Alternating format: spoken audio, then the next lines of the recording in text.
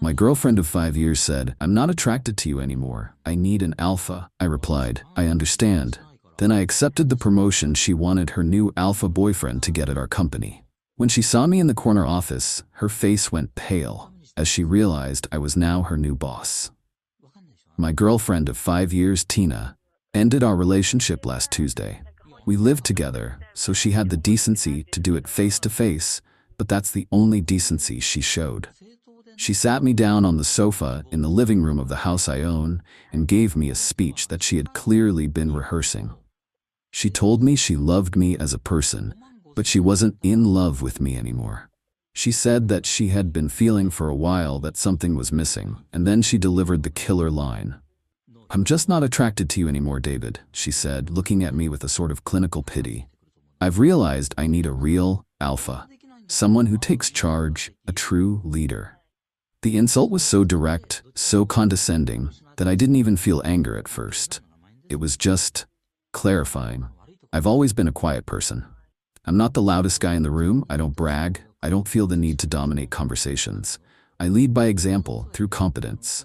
I solve problems. I build things that work. I had always thought she understood and valued that about me. Clearly, I was wrong. She saw my quiet confidence as weakness. I didn't argue with her. I didn't get defensive. I just looked at her and waited for the other shoe to drop, because I knew there was more. She took my silence as an invitation to continue.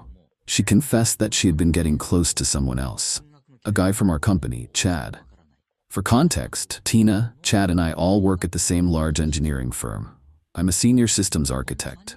I design the back-end frameworks for our most complex projects.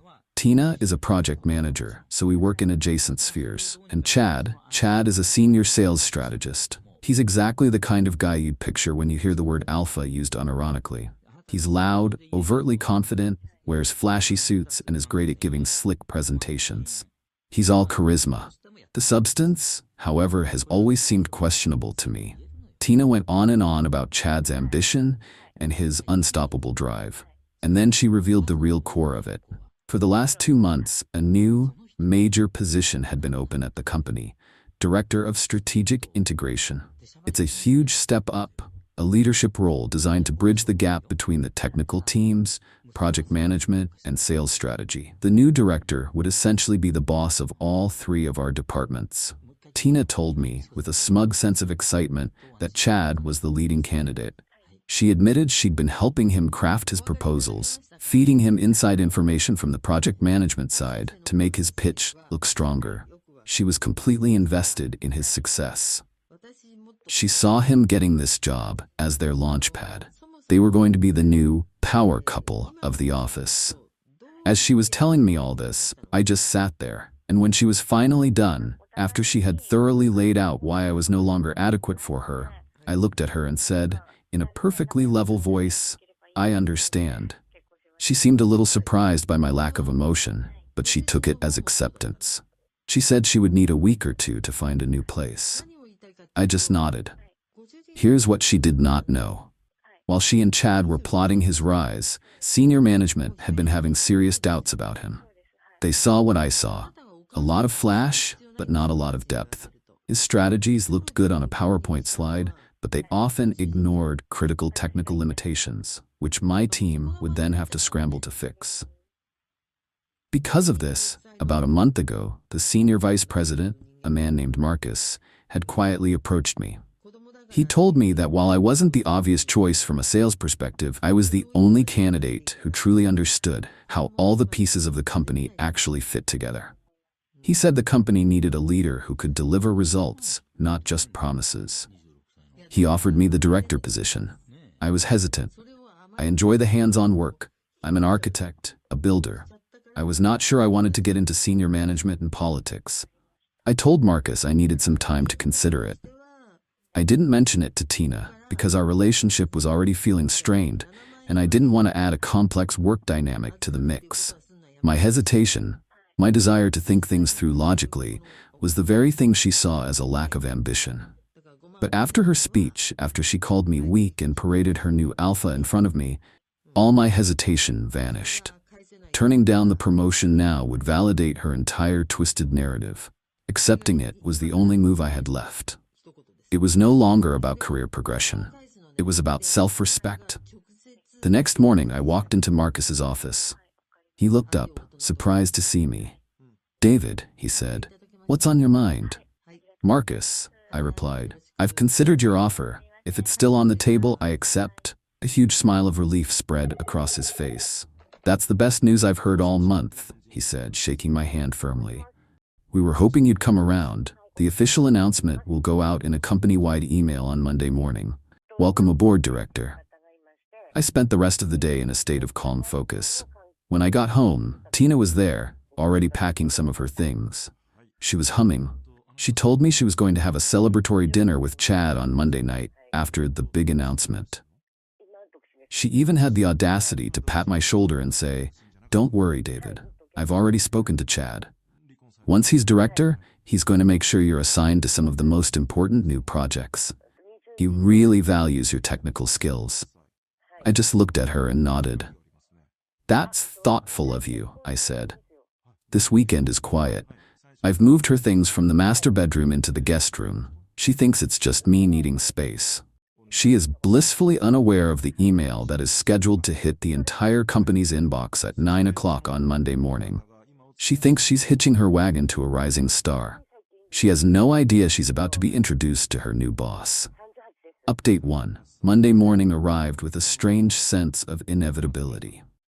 The atmosphere in the house was thick with a tense, awkward silence. Tina, however, seemed to be floating on a cloud of smug satisfaction. She was more talkative than she had been in months, going on about the celebratory dinner she and Chad had planned for that evening. As we were getting ready for work, she stood in the doorway of the bathroom while I was shaving and gave me a piece of unsolicited advice. "You know, David," she started, her tone dripping with fake concern. "You're a great architect, probably the best in the company, but you just don't have that leadership spark. You should really learn from Chad. Watch how he commands a room. It might help you in the long run." I just rinsed my razor, wiped my face, and looked at her in the mirror. "I'll keep that in mind," I said.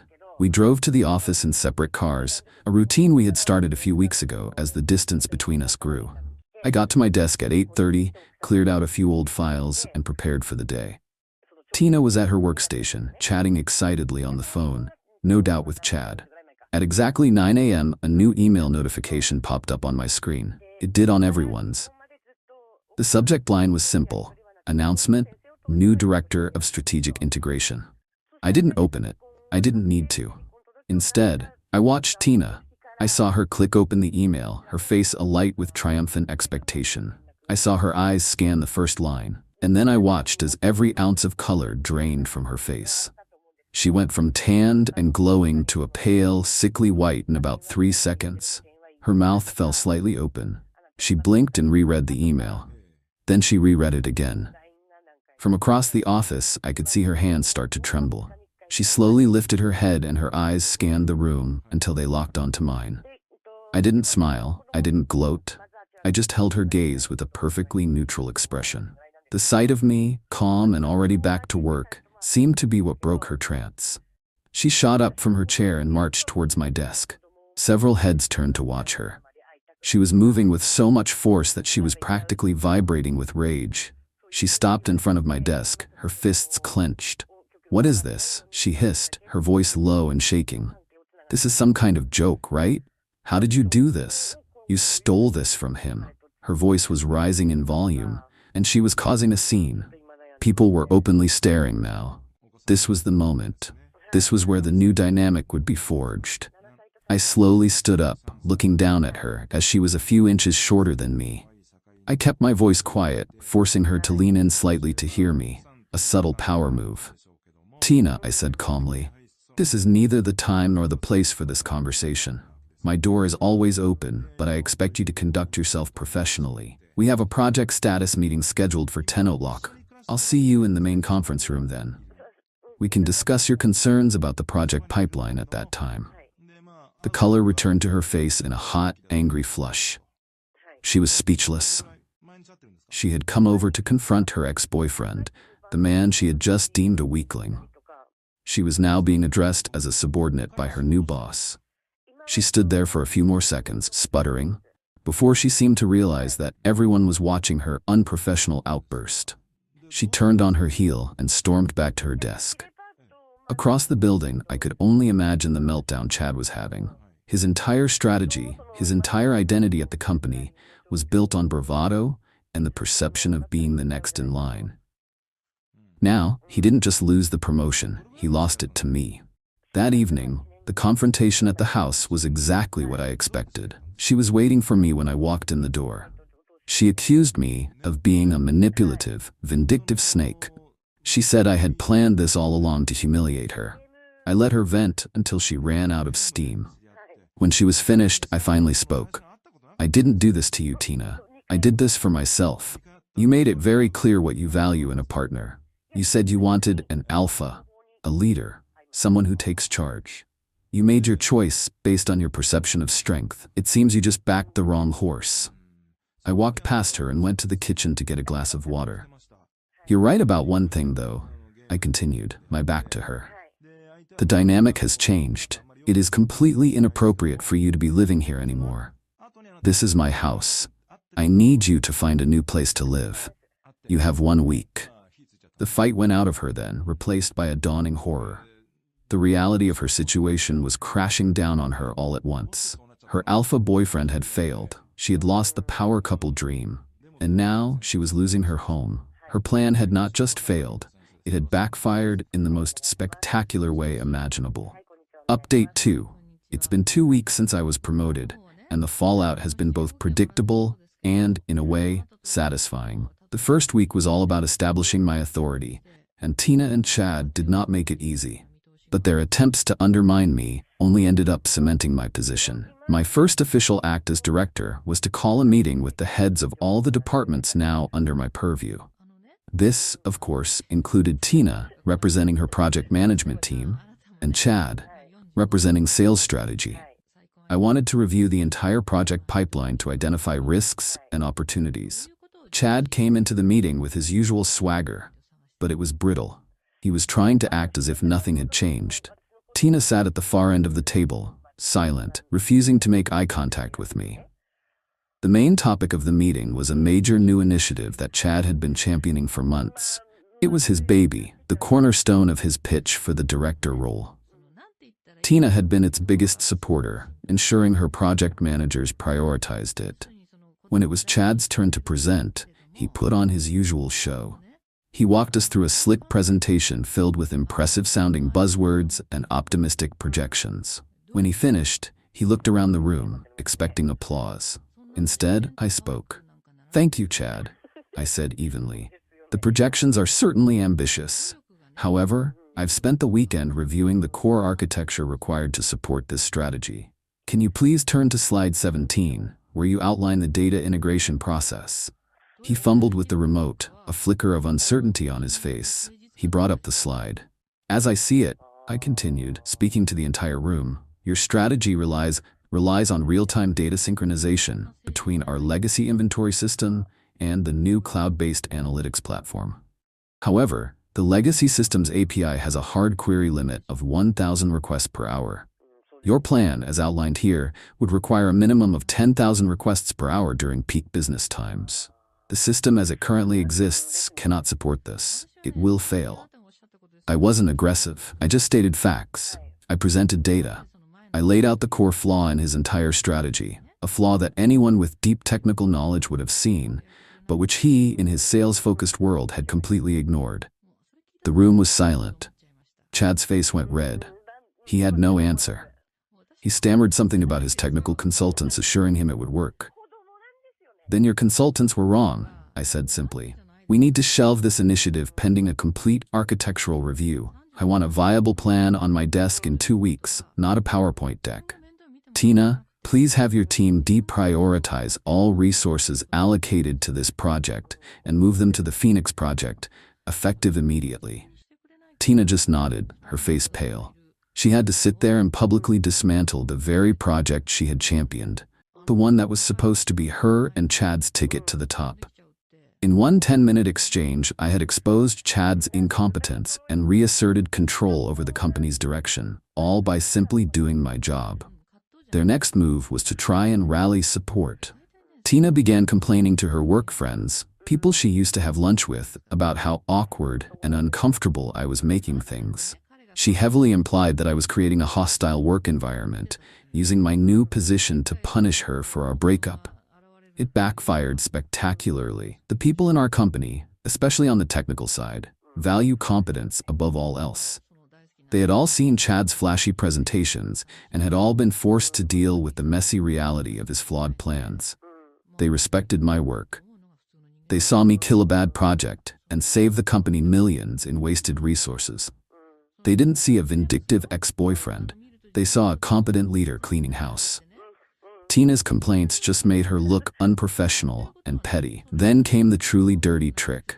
Defeated professionally, they decided to try and attack my reputation. One of my old projects, a complex software update I had personally architected, was in its final deployment phase. Late one night last week, someone went into the system and altered a critical line of code.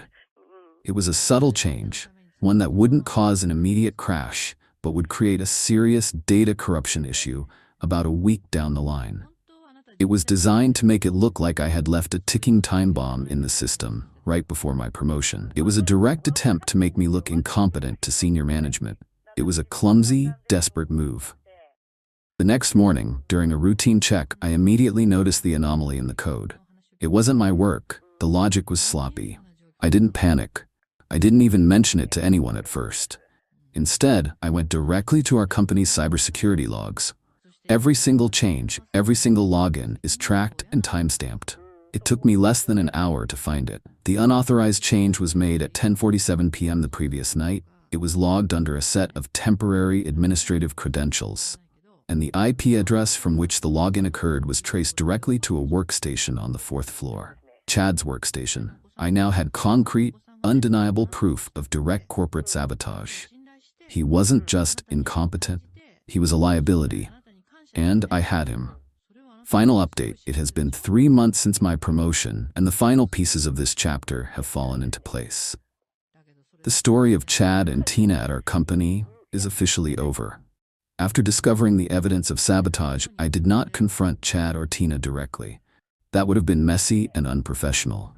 Instead, I acted like the director they accused me of not being. I compiled my evidence, the cybersecurity logs showing the IP address, the timestamp of the unauthorized change, the original code versus the altered code, and a brief factual summary of the potential damage it would have caused. Then, I scheduled a meeting with my boss, Marcus, and the head of human resources. I laid out the evidence, calmly and objectively. I didn't frame it as a personal issue. I framed it as a serious and deliberate breach of corporate security and professional conduct. I told them, an employee in a senior role actively tried to sabotage a critical company project. This represents a massive risk to our business. The reaction was exactly what you would expect from a major corporation facing a clear insider threat. HR launched a full formal investigation immediately. Given the digital evidence, it was an open and shut case. Chad was called into a meeting with HR and legal. He apparently tried to deny it at first, but when they presented him with the logs tracing the action directly to his workstation at a time when security footage showed him in the building, his story fell apart. He was terminated for cause, effective immediately. He was escorted from the building by security, carrying his belongings in a cardboard box. Being fired for gross misconduct is a black mark on a career, one that is very difficult to recover from. The investigation naturally led to Tina. While there was no direct proof that she participated in the sabotage, her known relationship with Chad, her public outburst on the day of my promotion, and her complaints to colleagues about me creating a hostile environment painted a very clear picture. She was found to be a part of a pattern of unprofessional behavior that was contributing to a toxic work atmosphere. She wasn't fired, but her fate was almost worse.